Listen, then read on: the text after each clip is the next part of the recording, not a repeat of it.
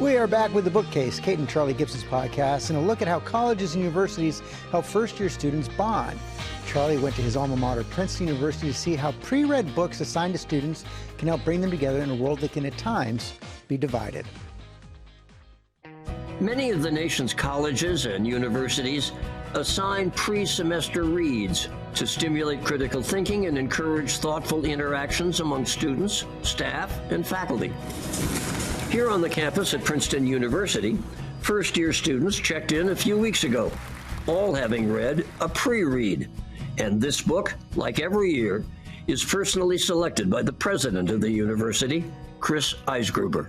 What is the specific thread that you're looking for as you choose different books year by year? I want a book, first of all, that has some academic component to it, that somehow connects to our academic experience. So I tend to choose them from scholars, faculty members. I want it to have some connection to ethical questions about what's happening in the world today.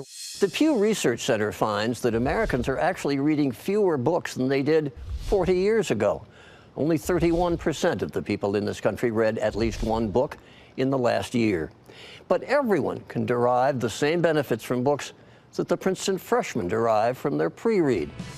This year's book is The Worlds I See by a woman with the wonderfully lyrical name of Dr. Fei-Fei Li, who's one of the earliest scholars and researchers in the field of artificial intelligence. Why did you choose AI as the topic? And was there sort of a dual benefit in that Dr. Li has such a singular background?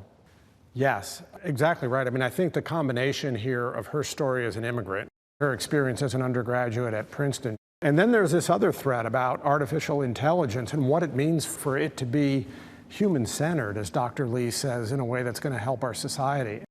Fei-Fei Li is a former Princeton student who won honors here, a PhD at Caltech, and is one of the directors of Stanford's Human-Centered Artificial Intelligence Institute.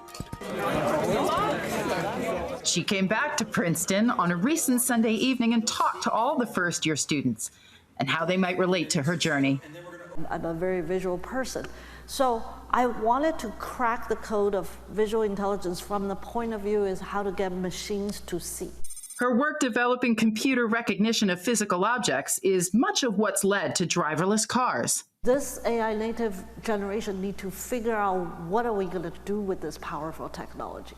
She approaches everything with this attitude of seek to understand. We dropped in on a meeting that President Eisgruber had with a smaller group of first-year students. I felt like her passion is what really allowed her to explore AI, and it was a big thing that pushed her to take risks. Do you find having a book like this being something that can sort of bridge the gap between all those cultural differences? Yeah, I feel like it helped a lot. Meeting all these new freshmen and like not really knowing what to talk about other than, oh, where are you from, what's your major? You can actually put in your own views and not really be afraid of, oh, am I saying the right or the wrong thing? I think it's a common way to kind of enter the school, having thought about a theme that's really important nowadays. How does it propel you into the future as to how you think about where you're going and how this experience for 4 years is going to affect you?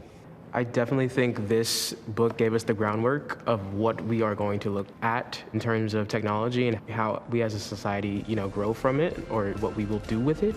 In a time where colleges and universities often seem to be bracing against current events, this university and others with similar common reads are using books to at least help bring people together. A common bond with a common read. And who knows, maybe books can help just a little in book clubs and in reading groups, help bridge our differences. We can only hope. Thank you, Charlie and Kate. The latest episode of The Bookcase with Kate and Charlie Gibson is available right now